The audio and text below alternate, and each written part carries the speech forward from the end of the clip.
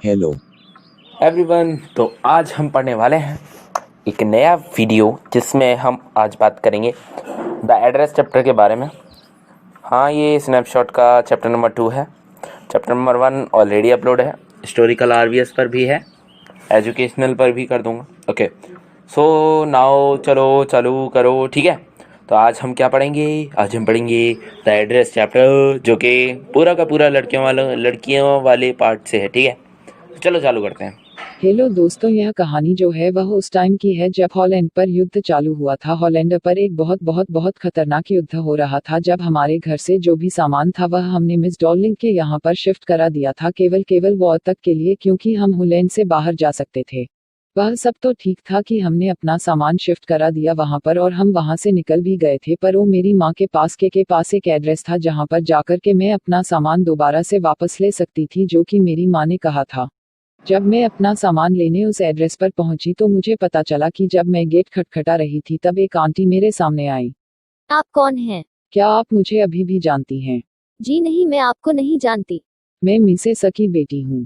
खैर, तुम मेरी माँ को जानती थी। क्या तुम वापस आ गई? मुझे खेद है, मैं तुम्हारे लिए कुछ नहीं कर सकती। मैं यहाँ स्पेशल ट्रेन से आई हूँ। मैं आपसे क्षण भर के लिए बात करना चाहती हूँ। यह सब मेरे लिए कन्वेंट नहीं है, मैं तुमसे फिर कभी नहीं मिल सकती। उसने सर हिलाया और सावधानीपूर्वक दरवाजा बंद कर दिया ताकि घर में कोई परेशानी ना हो। जहां मैं थी वहीं खड़ी रही। फिर अचानक से मैंने महसूस किया कि कोई मुझे खिड़की से देख रहा था। अब मैंने थोड़ी देर वहां रुकना ही ठीक समझा, पर जब कुछ नहीं हुआ तो मैंने आगे चलना चालू किया, क्योंकि मुझे ट्रेन भी पकड़नी थी।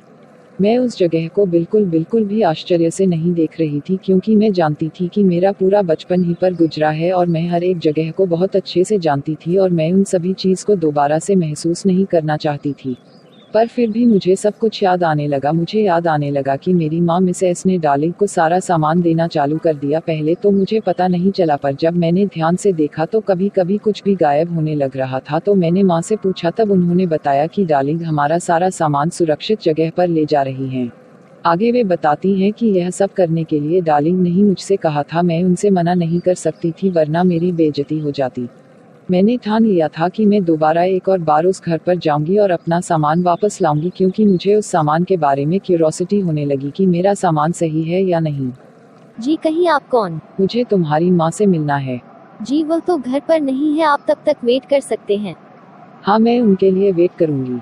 और फिर मैं जब उस लड़की के पीछे पीछे अपने घर के अंदर जाती हूँ तो मुझे पता चलता है कि वहाँ पर एक पुराने रिवाज का नुक्कड़ कैंडल होल्डर था, जो कि शीशा के बगल में था। वो सेम टू सेम हमारे जैसा था, लेकिन हमने कभी भी उसे यूज नहीं किया था, क्योंकि वहाँ पर हमें ज्यादा कैंडल चलाने की जरूरत नहीं पड़ती और वह थोड़ा ज्यादा भारी था।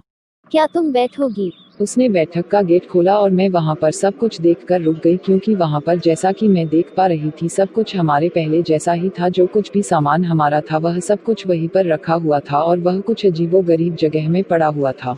मेरे चारों तरफ मेरा ही सामान फैला हुआ था। फिर मेरे को उस लड़की ने कुर्सी पर बैठने के लिए कहा। मैं बैठ गई और बगल में पड़ी हुई टेबल को अपनी उंगलियों से रगड़ने लगी और मैं एक जलने का निशान ढूंढने लगी, क्योंकि मुझे पता था वह निशान वही होगा जिसे हमने सही नहीं कराया था। मेरी माँ जल्दी वापस आ जाएंगे। मैंने उनके लिए चाय पहले ही बना दी है, क्या तुम भी पियोगी? Thank you. मैंने चाय को देखा कि उसने पहले ही रख दी थी। उसने एक सफेद बर्तन से चाय को मुझे दिया और मैंने देखा कि उसके ऊपर एक ढक्कन पर एक गोल्डन बॉर्डर बना हुआ था, जो कि मुझे याद भी था। उसने डिब्बा खोला और चम्मच बाहर निकाली। वह एक बहुत प्यारा बॉक्स है।